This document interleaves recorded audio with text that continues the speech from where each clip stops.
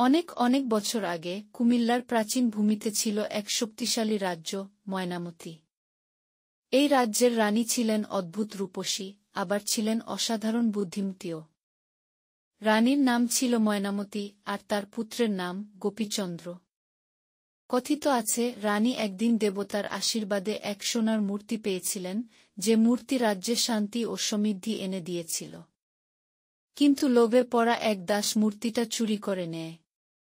সেই দিন থেকেই রাজ্যে নেমে আসে অন্ধকার, খরা, যুদ্ধ, মৃত্যু। রানী ময়নামতি ক্রোধান্ধ হয়ে অভিশাপ দেন, যে আমার রাজ্যের ধন চুরি করেছে তার বংশ ধ্বংস হবে, আর আমার রাজ্য মাটির নিচে চাপা পড়বে যতদিন না মানুষ সত্য জানবে, বলে তিনি অদৃশ্য হয়ে যান।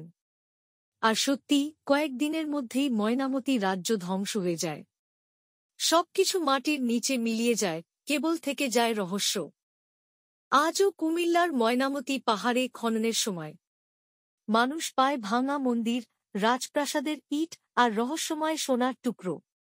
লোকেরা বলে, রাতের বেলা এখনও রানী ময়নামতির ছায়া দেখা যায়, যেন তিনি খুঁজে বেড়াচ্ছেন তার হারানো মূর্তিটা।